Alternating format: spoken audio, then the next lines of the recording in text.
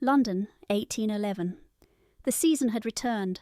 Carriages at every door, chandeliers blazing, laughter polished into currency. For most women it was a time to be noticed.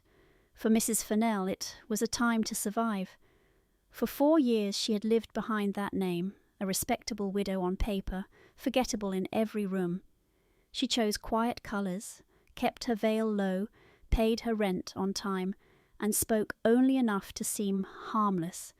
Invisibility was not shyness, it was armour. That morning a letter arrived with no crest and no sender, only her false name written in a steady hand. Inside one sentence waited like a blade. You cannot remain buried forever. By evening she was doing what she swore she would never do again, entering a crowded London gathering where strangers studied faces and gossip travelled faster than truth. She kept to the edges, accepting tea with a small, practised smile. "I'm quite well," she said, and the lie came easily. Then the room subtly changed. Conversations thinned. A presence cut through the crowd with unhurried authority. The Duke of Ravencourt had arrived. He was not meant to notice women like her, yet when she dared to look up, his eyes were already fixed on her. He crossed the floor as if he had been searching for her all along, stopped close enough to seem improper, and spoke in a voice meant only for her. "I know who you are." Her first instinct was to move, not to run, not yet, but to drift, as she always did, toward a doorway, toward a curtain, toward any gap in a room that might swallow her whole. Yet the Duke's presence held her in place as surely as a hand around her wrist. He did not touch her. He did not need to. "Your Grace, she managed, because titles were shields when names were not. The words tasted strange, polite, safe, useless. He watched her as if he'd already measured every exit and decided she wouldn't take one. Around them the drawing room continued to glitter and murmur, but a small, careful space seemed to open at his back, an unspoken warning that people, however curious, did not approach Francis Aldridge without invitation. "Mrs. Furnell," he said again, softly. Then, with a faint tilt of his head, as if offering nothing more dangerous than courtesy, "Walk with me." It was not a request, and it was not a command either. It was worse. It was certainty. She had learned in 4 years of borrowed life that refusing the wrong man did not preserve dignity. It only changed the shape of the consequences. So she placed her cup on a tray she did not remember reaching, gathered her composure like a shawl around her shoulders, and moved when he moved. He did not lead her to a scandalous terrace or a shadowed alcove. That would have been too theatrical. Instead, he guided her through a side door used by servants and intimate guests, into a narrower corridor where the noise of the party dulled into distance. A footman at the end of the hall glanced up, saw the Duke's face, and looked away again as if he had seen nothing at all. Francis stopped beside a tall window half-curtained in damask. Moonlight lay thin on the glass. His reflection hovered behind hers like a second, darker thought. "Say it," he murmured. She kept her chin level. "I don't understand what you mean, Your Grace." A pause. Not patience, calculation. "You have a habit," he said at last. "When you are anxious, you press your thumb to the inside of your left wrist, precisely here until the skin pales." His gaze dropped briefly to her gloved hand. "You did it while you read my name on the announcement card." Her breath caught before she could stop it. The glove suddenly felt too thin. "Many women grow nervous in the presence of—" "Don't insult me," he said quietly, not angry, simply final. "And don't insult yourself by pretending you are merely nervous." Her throat tightened. She could still turn and walk back into the light. She could still smile and let someone else's conversation swallow her. But his words had already hooked into something private and tender, something no stranger should have noticed. He leaned closer, not enough to touch, but enough that she could smell rain on his coat and the faint bite of winter air. "When you were 13, you fell from a mare on the Ashford property. You cracked a rib and lied about it for 3 days because you didn't want the grooms dismissed for carelessness." The corridor seemed to tilt. Her heart struck once hard against her ribs. No one knew that story except the people who had lived inside it. Except, she swallowed, someone who had read letters never meant to be read. Someone who had paid for secrets like other men paid for horses. Her voice came out thin. "You have mistaken me for someone else." "I haven't," he said, "and you know it." Silence stretched taut as wire. She forced herself to meet his eyes. They were not cruel. They were colder than kindness, yes, but not without control, not without purpose. "What do you want?" she asked.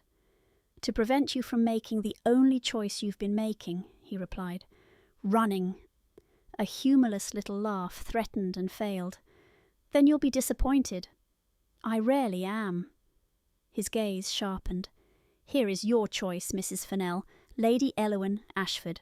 You can cooperate with me, and I will ensure your name is not spoken in the wrong drawing-rooms. Or you can refuse, and I will do nothing at all, while others, less disciplined than I am, discover what you've been hiding." Her stomach turned at the calmness of it, not a threat delivered with relish, a fact laid neatly on a table. "You're blackmailing me," she whispered. "I'm offering you leverage," he corrected, "and protection, which, in your position, are often the same thing." She should have hated him. She did, a little.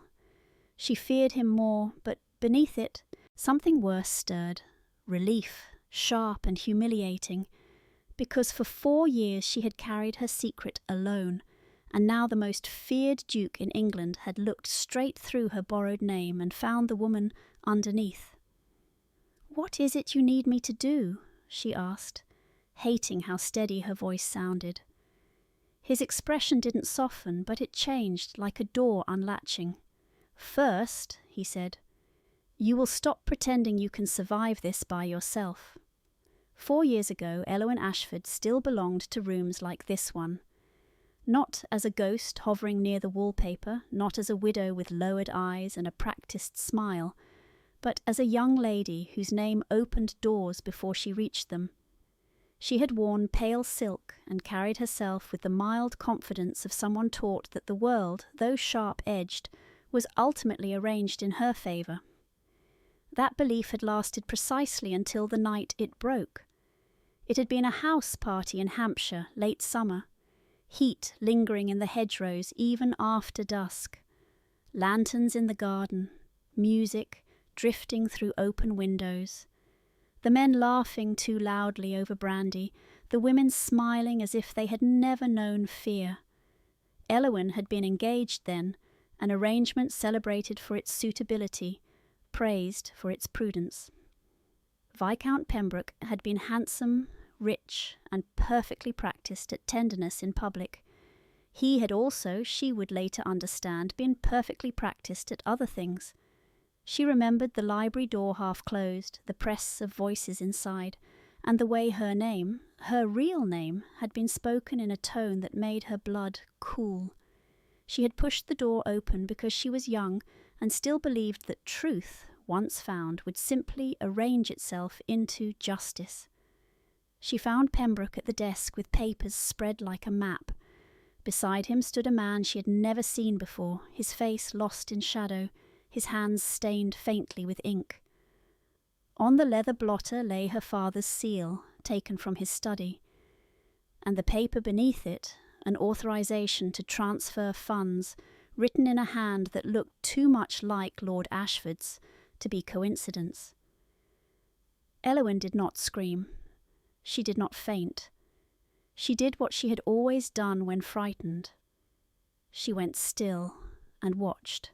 Pembroke looked up, smiled as if she were interrupting nothing more scandalous than a card game, and said, "My dear, you shouldn't be here." And then the ink-stained man moved, quick, panicked, reaching for the paper. The candle on the desk tipped. Flame rushed across the page with greedy speed. Someone lunged. A chair scraped. The ink-stained man stumbled back, struck the corner of the heavy hearth and fell with a sound that did not belong in any decent drawing-room. When Elowen knelt, trembling, she saw blood dark against the rug and eyes staring without sight. After that, everything happened as if the house itself had decided on its own story and would not be argued with. Footsteps, shouts, a maid sobbing in the hall, Pembroke's arm around Elowen's shoulders, too firm, too intimate, guiding her like a prized object toward the door. "He broke in," Pembroke told the first man who arrived. "Elowen found him. Poor girl, she tried to stop him. It was chaos." Elowen opened her mouth. Pembroke's fingers tightened, bruising through silk. "You don't want your father ruined," he murmured against her hair, warm as a lover, vicious as a threat. "You don't want your family dragged into court. Let me handle it." By morning, the dead man had a name. A clerk dismissed from a solicitor's office, desperate, unstable. By noon, Pembroke's friends were repeating the tale with solemn certainty. By evening, the whispers had already turned their curious faces toward Elowen. They called her hysterical. They called her reckless. They called her fortunate it would be smoothed over. And when Elowen tried once, only once, to insist she had seen her father's seal, that Pembroke had been there with the papers, her own mother's face went white with terror. Her father's hand trembled on the edge of a chair. Someone said gently that grief did strange things to the mind. Later, in her bedchamber, her father came to her with a packet of letters tied in ribbon and a look she had never seen on him before, pleading. "Take these," he said hoarsely. "Hide them. If anything happens, if they come asking, burn them before you let them touch another hand." "What are they?" she whispered. He did not answer. That, she realized, was the answer. 2 days after, Pembroke broke the engagement with public regret and private satisfaction. 1 week after, Lord Ashford suffered a sudden illness that made his handwriting shake and his memory falter in odd, careful ways. 1 month after, Elowen was advised to travel abroad for her nerves, for the family's peace, for the good of everyone. Instead, she vanished. She became Mrs. Furnell, because widowhood was the one respectable story that required no husband to be produced. A widow could be quiet without suspicion. She could refuse invitations without offence. She could keep her curtains drawn and her past folded neatly away, and society would call it grief rather than strategy. And she protected what her father had given her, the packet of letters, still tied with ribbon, hidden beneath the false bottom of her trunk. Proof, she suspected. Proof that could ruin men who wore smiles like masks. It was the only thing she had not lost. It was the reason she could not be found, and now she had been. He did not ask her to speak there in the corridor. He guided her father down a narrow staircase that smelled faintly of beeswax and old stone, into a smaller withdrawing room meant for quiet conferences and private bargains. A single lamp burned low. The hum of the party above became a distant, harmless thing, like music heard through thick walls, belonging to someone else's life. The Duke closed the door without a click of drama, merely a soft finality.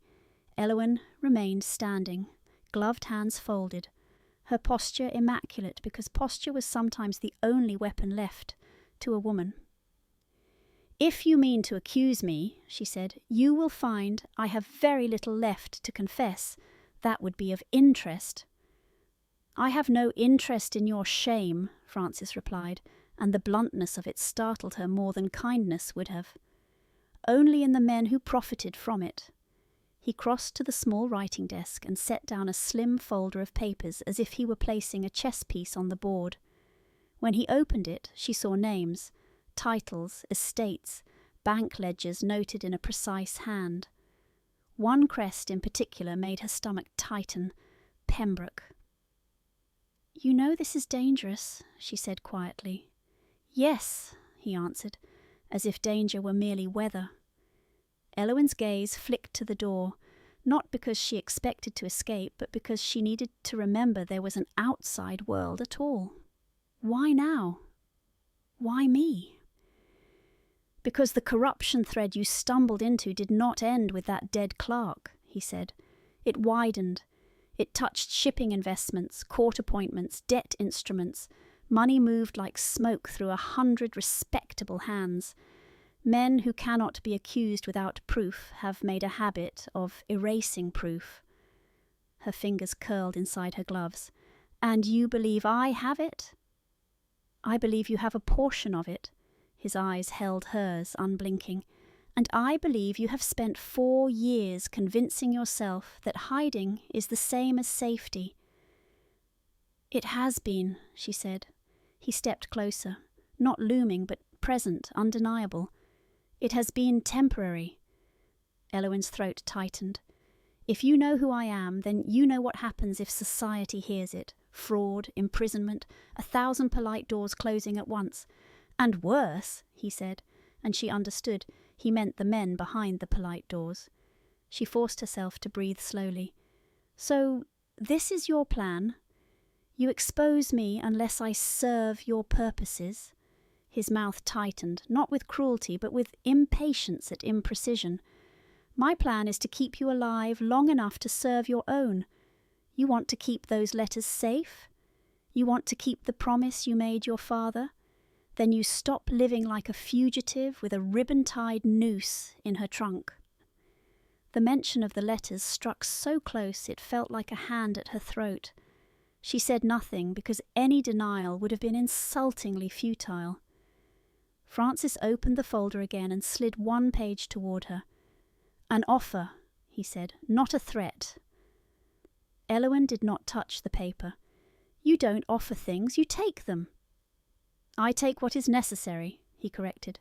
"Tonight what is necessary is that you are no longer unguarded." "What are your terms?" Her voice came out steadier than she felt. "You will come under my roof," he said. "Ravencourt House in London. My household is discreet. My servants are loyal. You will have rooms, security, and the right to refuse any visitor." Elowen's lips parted in disbelief that tasted like outrage. "You expect me to become your kept secret?" "No." The word was sharp. "I expect you to become something the world understands, so it stops hunting for what it cannot name." He held her gaze, then delivered the final piece with the same calm precision as a signature. "You will be my fiancé." The room seemed to still around her. "That is absurd." "It is effective," he replied. "I am living as a widow." "Widows remarry.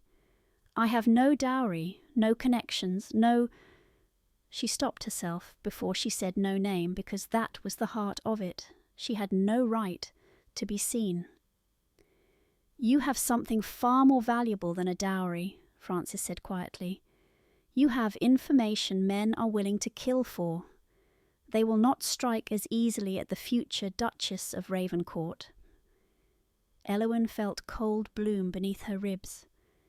"So you'd put your title between me and a blade?" "Yes." "And what do you receive in return?" she asked, because there was always a price. "Your cooperation," he said. "Your memory, your letters, your willingness to stand in a room and not flinch when the guilty smile at you." She laughed once, thin and bitter. "You ask for the one thing I've spent 4 years learning not to do." "I ask you," he said, voice lowering, "because you are the only one who can identify the moment the lie was built." Elowen stared at the paper on the desk as if it might bite. To accept was to step into a man's power and hope he did not decide, one day, to close his hand. To refuse was to return to her rented rooms and wait for a knock that would not come with courtesy. The Duke watched her with an unnerving stillness, as if he could already see her decision taking shape.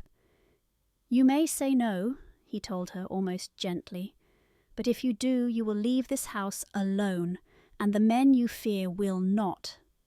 Her breath shuddered in. The bargain was steel indeed, cold, strong, unyielding. "Very well," Elowen said at last, hating the tremor she could not quite mask. "Tell me what you need." Something in Francis's expression eased, not triumph, but relief, swift and controlled. "First," he said, "you will go home, and you will bring me the letters." Ravencourt House did not announce itself with warmth. It rose from Grosvenor Square like a verdict. Broad windows, black iron railings, stone washed pale by London soot. The carriage wheels had barely stopped before the front door opened, as if the house had been holding its breath for the Duke to return. Elowen stepped down behind him with careful composure, her pulse loud in her ears. She wore the same sensible gown she had worn for years, because she owned nothing else. That suited daylight respectability. Yet here, against the carved columns and polished brass, she looked exactly what she feared she was: an intrusion. A butler appeared, grey-haired and immaculately still. "Your Grace!" "Mr. Vale," Francis said, and the name carried the weight of command. "This is Mrs. Furnell." Elowen waited for the flicker of curiosity, the almost imperceptible pause servants sometimes allowed themselves when something did not fit. But Mr. Vale bowed as if he had been told this detail months ago, and had already filed it under unremarkable.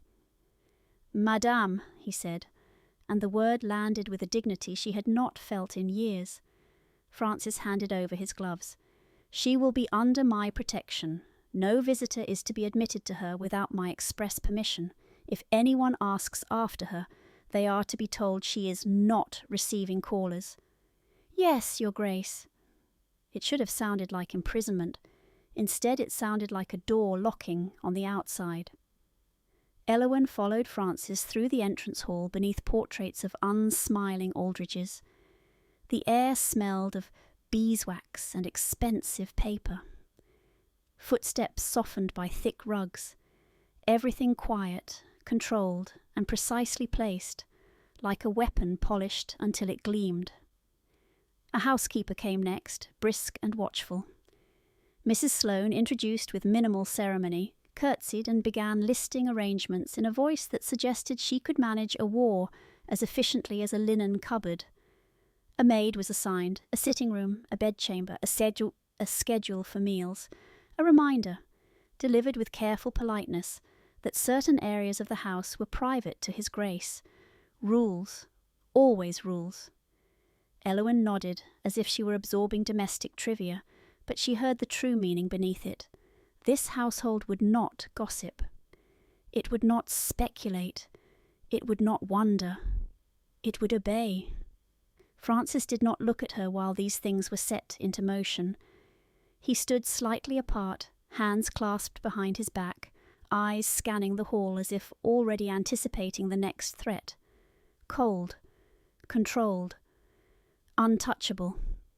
Yet when the maid, Miss Tarrant, pale and young, reached to take Elowen's cloak, her fingers brushed the false bottom seam of Elowen's satchel where the packet of letters lay hidden. Elowen's breath snagged.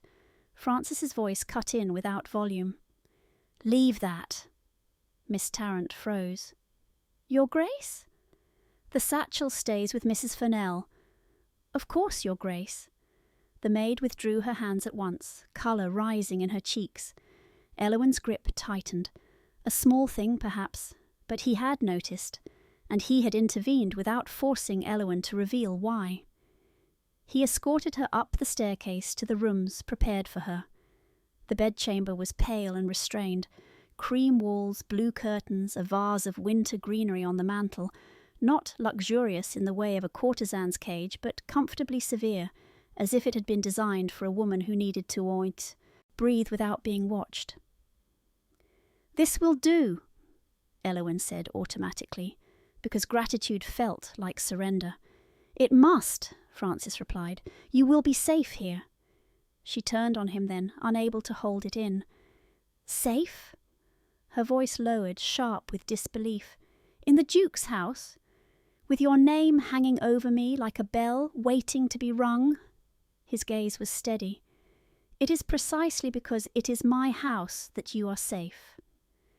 Before she could respond, Mr. Vale appeared at the landing with a visiting card on a silver tray. Elowen's stomach dropped at the speed of it. Already a caller. "Lady Marrowby has arrived, Your Grace," the butler said, expression neutral. "She asks if she may pay her respects. She has brought Lady Cecily Trent as well." Elowen felt the trap before it sprung.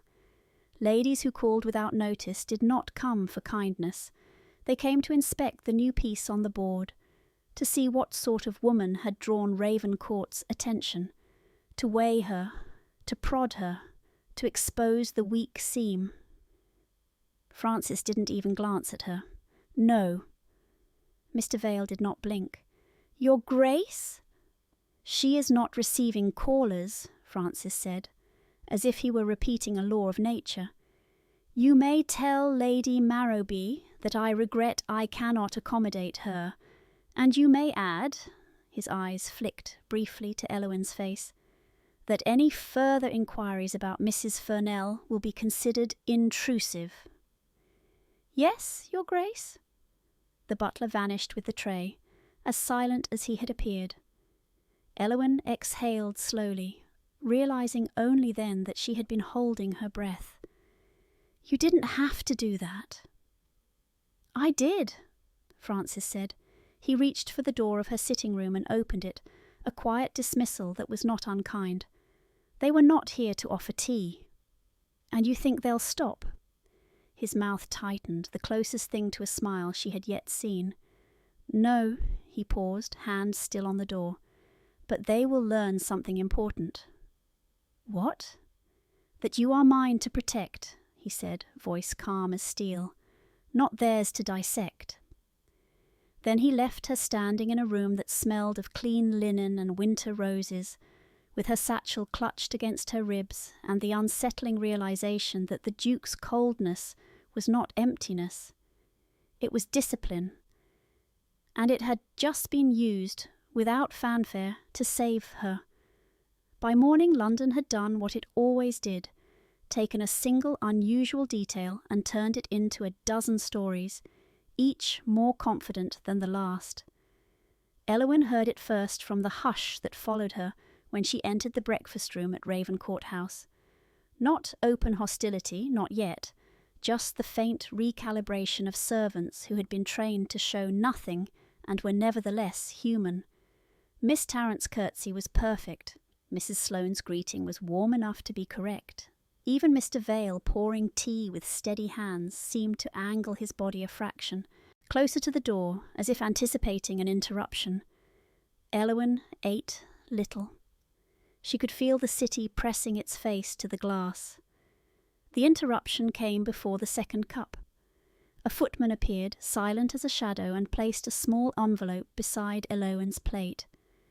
No crest, no flourish, only her borrowed name written in a hand she did not recognize. "Mrs. Furnell." Her throat tightened. She looked up at the footman. "Who delivered it?" He hesitated in a way that was almost imperceptible. "It was left at the front door, madam. The messenger did not give a name." Elowen slid her thumb under the seal. A smear of dark wax broke cleanly, as if the sender had known she would open it without hesitation.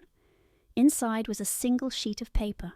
One sentence, written with careful elegance. "I congratulate you on your new protector. He cannot guard you from the law."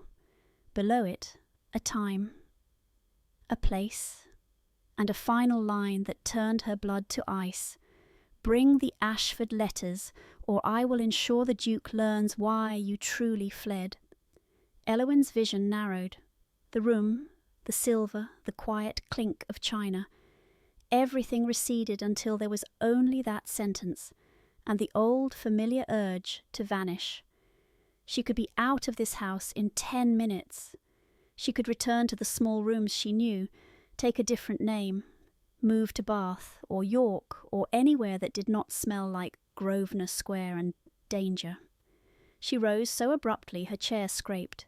Miss Tarrant flinched. Mrs. Sloane's eyes sharpened. "Madam, I require air," Elowen said, voice too smooth, too controlled. The lie slid into place the way it always had. She moved quickly, not toward the garden. There was no garden, only a narrow strip of iron-railed stone, but toward her rooms where her trunk waited, where the letters lay hidden under false wood, where her life could be made small again. In the corridor she nearly collided with a woman in green velvet. Lady Cecily Trent, the same name Mr. Vale had spoken the night before, stood as if she owned the space. She was young in the manner of women who never had to be clever to be admired. Golden hair, bright eyes, the sort of face that made people believe in goodness without proof. Her smile was sweet enough to be convincing. "Mrs. Furnell," she said, letting the title linger as if it were a strange taste. "How fortunate! I was told you were not receiving callers, but I confess I could not bear to leave without at least meeting you." Elowen kept her expression mild. "Then you have been misinformed." Cecily's gaze flicked over her, swift and measuring. "How odd," she mused aloud. "His Grace has never been so vigilant over a guest. One might almost think you are more than a guest." Elowen felt the trap in the softness of her voice. If she reacted, she would confirm interest. If she retreated, she would appear guilty. Lady Cecily was not here for courtesy. She was here to pull at loose threads until something unravelled. "I am precisely what I appear to be," Elowen said. "A widow," Cecily agreed, eyes bright. "How tragic! And yet how convenient." She stepped closer, lowering her voice. "Forgive me, but London is full of women who find widowhood a useful costume. It allows one to be mysterious without being questioned." Elowen's fingers curled at her sides. "If you have come to insult me—" "I've come to warn you," Cecily cut in, still smiling. "His Grace's attention is not a kindness. It is an appetite. And when he tires of you, you will find there are other people who have been very patient indeed, waiting for the moment you are unprotected." Elowen's pulse hammered. The blackmail note burned in her palm beneath the folded paper as if it were alive. Cecily's gaze dropped, catching the edge of the envelope. "What is that?" she asked too quickly. Elowen slipped it into her sleeve before the other woman could move. "Nothing of consequence." Cecily's smile sharpened. "Everything is of consequence with the Duke of Ravencourt." Elowen should have walked away. She should have continued to her rooms, packed, fled. The old habit rose like a tide, thick with fear. But then she remembered the Duke's voice, cold, controlled, saying that anyone who asked after her would be considered intrusive. He had drawn a boundary around her without demanding gratitude, without even glancing back to see if she understood what it meant. Protection, offered without a price in that moment, was not nothing. Elowen met Cecily's gaze steadily. "If you have business with His Grace," she said, "you may conduct it through his butler." The young woman's eyes narrowed. "And if I wish to conduct it through you?" "Then you will be disappointed." Elowen turned and walked away, her steps measured, her spine straight, the note hidden in her sleeve like a blade she had not yet decided how to use. At her door she paused, hand on the knob, heart racing, not from Cecily but from the summons written in elegant ink. Running would be easier. It always was. But easier had never made her safe. She entered her sitting room, crossed to the bell-pull and rang once. When Miss Tarrant appeared, wide-eyed, Elowen spoke clearly, each word a choice. "Please tell His Grace," she said, "that I have received a message, and that I believe we have less time than either of us hoped." Francis arrived without haste, which was how Elowen knew the message had struck exactly where it was meant to. Panic was for people without power. The Duke of Ravencourt moved like a man who had already counted every consequence and chosen his next step. He entered her sitting room and closed the door behind him. His gaze went first to her face, then to her hands, as if he expected to find the note there like blood. Elowen drew it from her sleeve and placed it on the small table between them. He read it once, then again, more slowly. Something tightened at the corner of his mouth. "They know you are here," Elowen said. "They know you are within reach," he corrected and looked up. "Tell me everything. No omissions." She should have bristled. She did briefly, but fear made obedience feel like relief. She told him about the envelope at breakfast, the words, the demand, the place and time. She told him about Lady Cecily's smile and the way it sharpened when she noticed paper in Elowen's hand. When she finished, Francis was silent for a long moment, staring at the fire as though he could read truth in flame. "You were right," Elowen said finally, voice low. "They're patient. They're not frightened of me, only of what I carry." Francis's eyes shifted back to her. "And of what you might become if you stop hiding." A brittle laugh escaped her. "You speak as if I have a choice." "You do," he said, and there was steel beneath the calm. "You have always had one. You simply chose the only option that did not require trusting anyone." Elowen's fingers curled. "Trust is expensive." "Yes," he said, as if that were the whole of it. Then he surprised her by moving to the sideboard, pouring 2 glasses of brandy. He brought one to her, set it down within reach, and did not insist she drink. It was the smallest courtesy, done with the precision of a man unused to sentiment and yet capable of it. "You've cultivated a reputation," she said, watching him over the rim of her fear. "They call you ruthless, the Shadow Duke. They say you ruin men for sport." Francis's gaze held hers, winter grey and unyielding. "Do you believe everything society says?" "I believe society likes simple stories," she replied. "A monster is easier to understand than a man." A flicker, something like approval, crossed his face. "Good," he set his own glass down untouched. "I am feared because fear is useful. Men who lie for a living grow careless when they think they are dealing with something inhuman. They reveal themselves."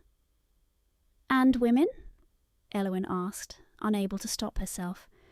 "Do you frighten them for usefulness as well?" A muscle worked in his jaw. "Sometimes. Not as an aim. As collateral." The admission was too honest to be comfortable. It made him, paradoxically, less terrifying. Elowen swallowed. "Why involve me? Why not let the law take them, if you have evidence?" His expression darkened, not with anger but with memory. "Because the law is slow and those men are not. 4 years ago you stumbled into a crime and a cover story formed around you before you could speak. That did not happen by accident." Her breath caught. Francis leaned forward slightly, forearms resting on his knees, posture that might have been informal in another man but looked like controlled readiness in him. "My brother died 2 years ago," he said. Elowen blinked. She had heard rumours, and illness, a fall from a horse, a sudden misfortune that kept Ravencourt from the season for months. But rumours were always blurred around powerful men. "An accident," she said cautiously. "So they said." His voice remained even, but something raw edged it. He was persuaded into investing heavily in a venture arranged by men who now sit comfortably in Parliament and dine with bishops. When he began to suspect deception, he threatened to expose them. He died a week later. Elowen's skin went cold. "And you believe—" "I believe they kill," Francis said simply. "And I believe they have done it before." He reached into the folder he carried and withdrew a sheet marked with figures and names. Pembroke's Crest again, Lord Marrowby, a shipping concern, a solicitor's office in Hampshire. the same county where Elowen's life had broken. Elowen stared until the ink blurred. "The night in the library," she whispered. "The clerk." "Was not a burglar," Francis said. "He was a messenger. He carried copies. Evidence. He never left that room alive." A tightness seized her throat, grief and fury braided together. For 4 years she had replayed that fall, the candle, the blood, thinking only of her own ruin, her family's disgrace, her father's shaking hands. She had not let herself consider that the dead man might have mattered beyond her tragedy, that his death had been a message to someone else. Francis watched her carefully. "I did not find you to punish you, Elowen. I found you because you are one of the few living witnesses to the moment there lie hardened into history." Her name on his tongue did not feel like a threat now. It felt like recognition. "You've been looking for me," she said, and it was not a question. "For some time," he admitted. "Not because I enjoy hunting frightened women, because the network cannot be dismantled while its most convenient scapegoat remains silent in a rented room, waiting to be collected." Elowen's hands trembled. She wrapped them around the untouched brandy glass to steady them. "You want me to stand in the light," she murmured, "so they come closer." "Yes," Francis said, "and so when they do, I can close the trap." A slow, reluctant understanding settled in her chest. He had built himself into a monster because monsters were not underestimated. He had offered her his name because names were weapons in the right hands. "And if I refuse?" she asked, though she already knew the shape of the answer. Francis's gaze did not soften, but it warmed by a degree she felt more than saw. "Then you will continue to be hunted, alone, and I will still pursue them, but you will be a casualty rather than a catalyst." Elowen looked down at the blackmail note, at the elegant threat pretending to be civility.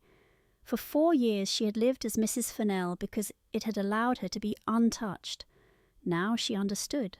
Untouched had never meant safe. It had only meant waiting. She lifted her eyes to the Duke. "Tell me how you intend to do it," she said quietly. "Tell me how we make them come." Francis nodded once, as if a decision had been sealed. "We begin," he said, "by letting them believe you can be taken."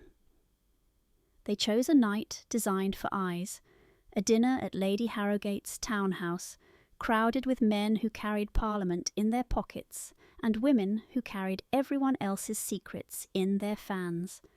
Ravencourt's attendance alone would have been enough to draw the city's attention. His arrival with a veiled widow on his arm was an invitation to speculation so loud it might as well have been announced by trumpets. Elowen's skin felt too tight beneath her gown. Mrs. Sloane had insisted upon something darker than her usual colours, ink blue silk that made her look deliberate rather than accidental, a small concession to the role. A larger concession to the truth. Francis had offered his arm with the same calm certainty he offered threats, and Elowen had taken it because refusing would only confirm fear. Inside, the room glittered with candlelight and calculation. Conversations snagged and reformed around them, heads tilted, smiles sharpened. Lady Cecily Trent stood near the mantel, a green ribbon at her throat, watching Elowen as if she were a puzzle that would not be permitted to remain unsolved. Francis leaned close as they moved through the throng. "Do not speak more than you must," he murmured. "Let me do the work." "You mean let you take the blows?" Elowen replied, lips barely moving. His mouth quirked. "I am better equipped." That, she thought, was not confidence. It was intention. The first hour passed like a dance performed on a knife's edge. She curtsied. She accepted remarks about the weather and the hostess's flowers. She laughed once, carefully, when it was expected. She watched Francis, felt the subtle shifts in his posture when a certain man approached, the fractionally colder tone he used with others. He was not merely attending, he was hunting. And then the strike came. It arrived in the form of Lord Marrowby, round-faced and genial, with eyes that missed nothing. He approached as dinner was announced, when the room naturally formed itself into clusters and pathways, when attention could be redirected with ease.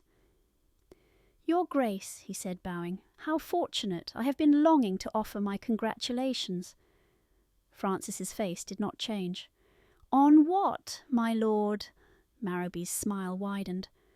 "Why, on your engagement, of course. London can speak of nothing else." Elowen's pulse jumped. Engagement. The word was a bell, and people turned toward it on instinct. Francis's gaze was cool. "London speaks too freely." "Ah," Marrowby chuckled, as if amused by modesty. His eyes slid to Elowen. "Then allow me to offer my congratulations directly to the lady, Mrs. Kean. Furnell, is it? Or, forgive me, I have heard so many versions." Lady Cecily drifted closer, her fan half raised, eyes bright with anticipation. Elowen felt the room narrowing, the way it had in the library 4 years ago. The familiar urge to flee rose like bile. Marrowby continued, voice smooth. "Widowhood is such a convenient state, is it not? One may arrive from anywhere, with any history, and society is too polite to ask questions. But some histories," he tilted his head, "are rather more interesting than others." A ripple moved through the crowd, not sound. Attention. Elowen's mouth went dry. In her sleeve, her fingers found the edge of the ribbon-tied packet she had refused to leave behind. Proof pressed against her palm like a heartbeat. Marrowby's smile turned delicate. "Tell me, madam, did you always prefer the name Furnell?" The next breath might have destroyed her. Francis moved, not with violence, with authority. He stepped slightly between Elowen and Marrowby, a shift so small that it could be called etiquette. It was, Elowen realized, a shield. "My lord," Francis said softly, "you will address my fiancé with respect." Silence struck the room. The word fiancé landed like a dropped glass. Lady Cecily's fan stilled. Marrowby's eyes flickered. Surprise, then calculation. "Your fiancé," he repeated, too lightly. "Then congratulations are indeed in order." "They are not in order from you," Francis replied, voice still quiet. "Not when you attempt to entertain yourself at her expense." A few people looked away, others leaned in. No one interrupted. One did not interrupt Ravencourt when his tone went that cold. Marrowby recovered quickly. "Surely you misunderstand.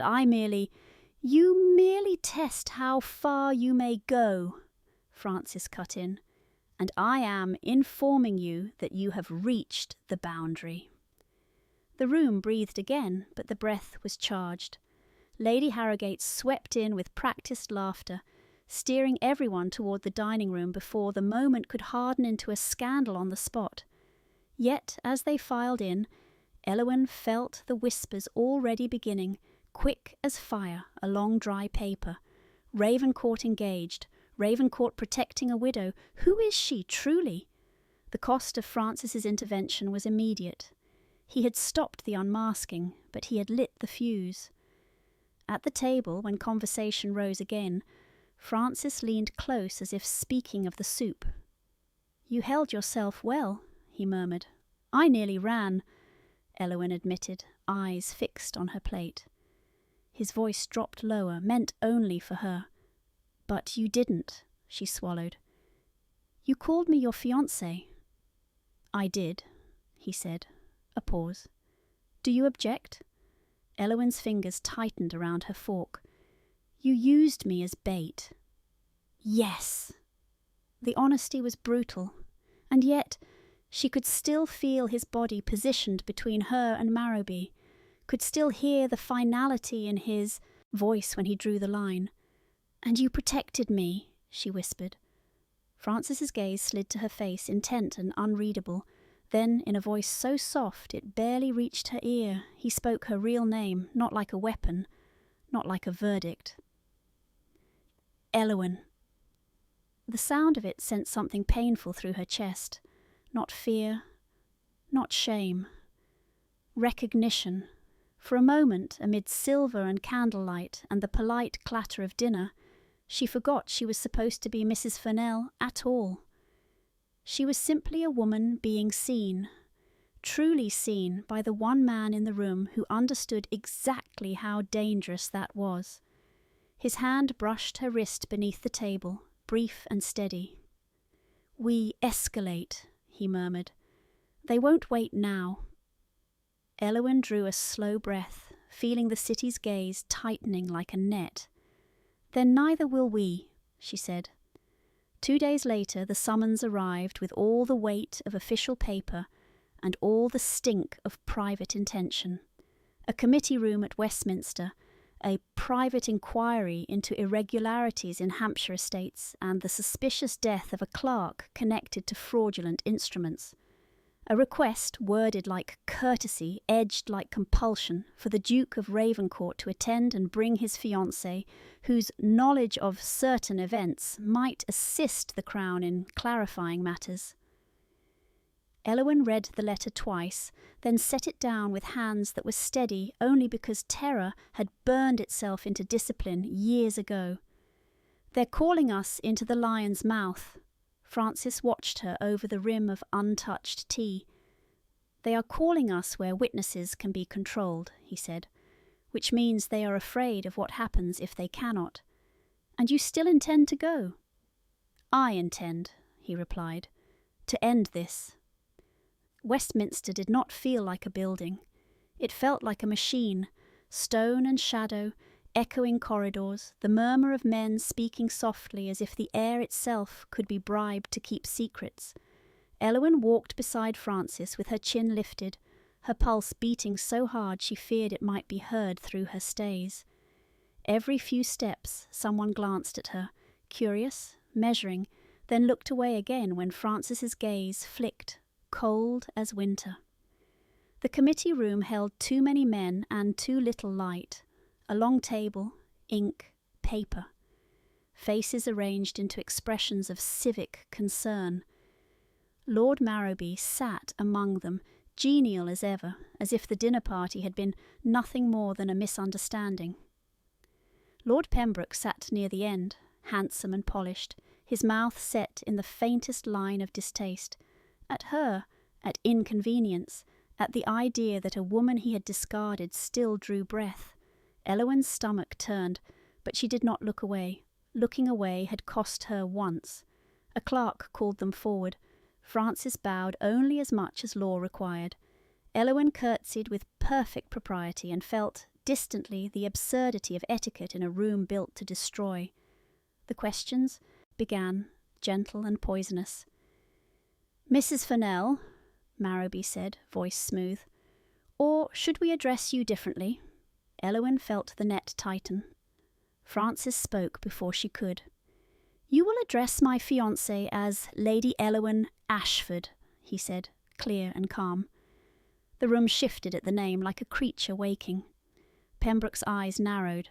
Marrowby's smile did not falter. "Lady Elowen," he repeated, tasting it. "How very surprising. Perhaps you can explain to this committee why you have been living under an assumed name."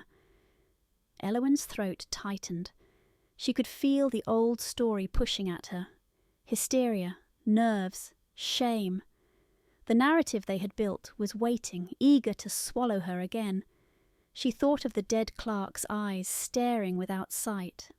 She thought of her father's trembling hands as he pressed the ribbon-tied packet into hers. She reached into her reticule and placed the letters on the table. The ribbon lay pristine against the dark wood. The room went very still. "I can," Elowen said, voice quiet enough to force them to listen. "I lived under an assumed name because when I told the truth 4 years ago, men with influence decided the truth was inconvenient." Marrowby leaned forward, pleasant as ever. That is a grave accusation."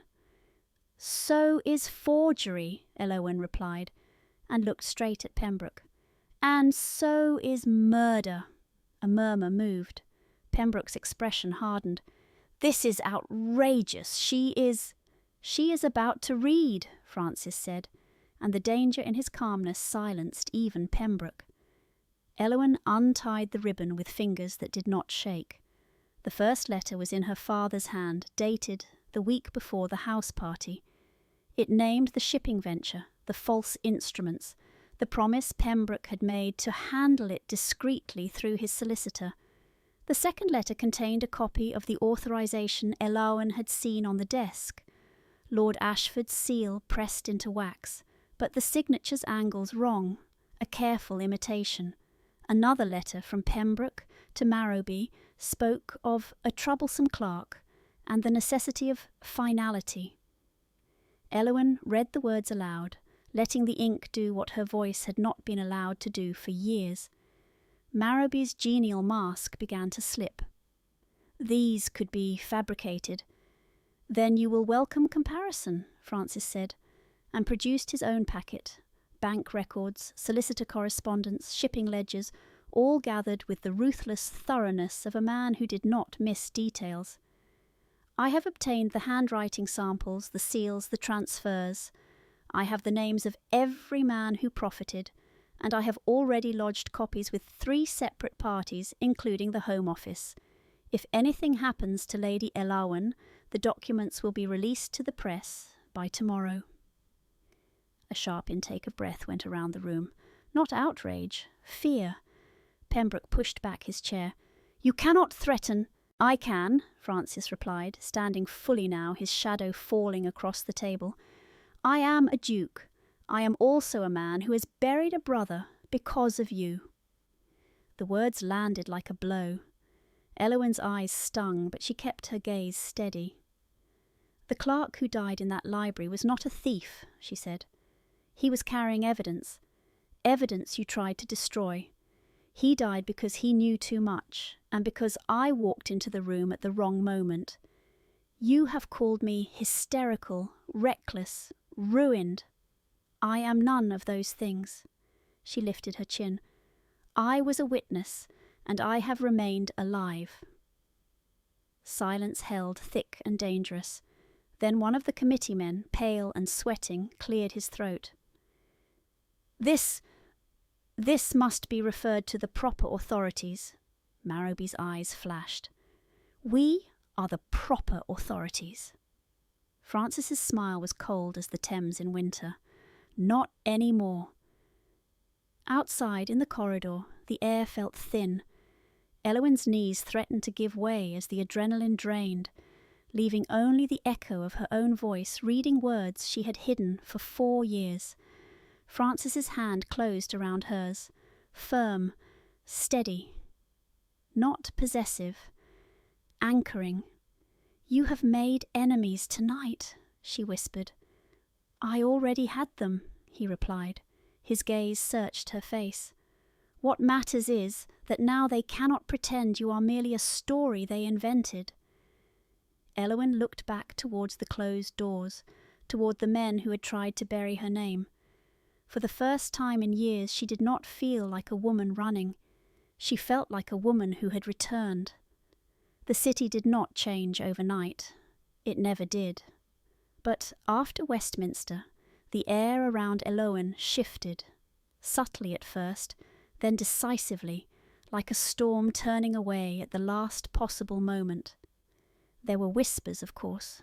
There were always whispers. Yet the tone altered. Where gossip had once circled her like carrion birds, now it moved with caution. Names were spoken more softly. Eyes slid away when Francis looked up. The men who had laughed at a convenient widow's expense suddenly remembered prior engagements. Invitations were delayed, doors that had seemed eager to open to Lord Marrowby and Viscount Pembroke began to close with polite finality.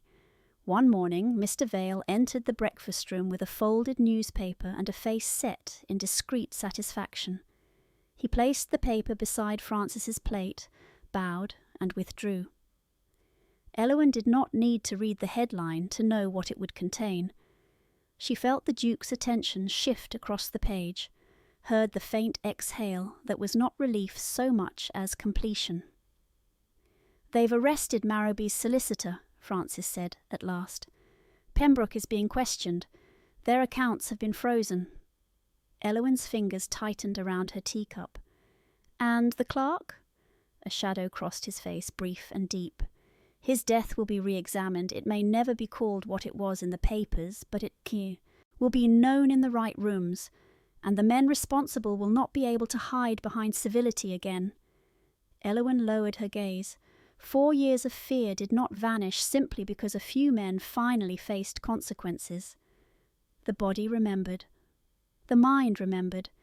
Yet something within her, something she had kept small to survive, began to stretch as if it were learning to breathe. "And my father?" she asked quietly. Francis's tone softened by a degree she could feel. "We will see him." The word we landed with unexpected weight. Not a promise of protection, a promise of presence. That afternoon, Elowen stood in her bedchamber before the mirror, looking at herself with an unfamiliar steadiness. Mrs. Furnell had been built carefully, muted colours, careful posture, eyes lowered. A woman designed to avoid notice. Elowen Ashford met her own gaze and realised she was tired of being designed. Miss Tarrant hovered near the wardrobe, uncertain. "Madam, your ladyship, what shall I pack for tomorrow?" Elowen turned from the mirror. "Not the mourning," she said. Her voice did not waver. "Not the widow's black." Miss Tarrant blinked. "As you wish." Elowen crossed to the trunk and opened it herself. She lifted the false bottom, not to hide the letters now, but to remove the last relic of that particular life. The ribbon lay there, worn soft by years of secret touch. She held it for a moment, then set it aside. No more burying, no more disguising truth as grief. When she descended that evening, Francis was waiting in the library. The fire was low. Outside, London rattled on with carriages and gossip, indifferent to the private revolutions occurring behind closed doors. He looked up as she entered, and for a moment he simply watched her, taking in the absence of a veil, the change of colour at her throat, the fact that she held herself not like a guest, but like someone who belonged to her own skin. "You've decided," he said. "Yes." Elowen drew a slow breath. "I won't be Mrs. Furnell again." Francis stood, the movement unhurried. "Good." The word should have been triumphant. In him it was something else, approval edged with relief, as if he had been waiting not for her obedience, but for her return to herself. Elowen's hands curled lightly at her sides. "You used your name for me," she said. "Your reputation, your power." "I did," he replied, unflinching. "And now?" Her voice tightened. "Now that the trap has closed, what am I to you?" His gaze held hers, steady as iron. "Not leverage," he said. "Not a shield I lend and reclaim. You are—" He stopped, as if careful not to offer what he had no right to demand. Elowen stepped closer, heart thundering. "Say it!" Francis's jaw worked once. Then quietly, he gave her the truth, without ornament. "You are the woman I chose to find," he said, "and the woman I would choose again, even if your letters had never existed." Elowen felt something in her chest loosen. Fear, yes, but also the old grief that had been tangled with it. "I don't know what I meant to do with that," she whispered. "You do not have to do anything," Francis said. "Only decide what you want." Elowen swallowed.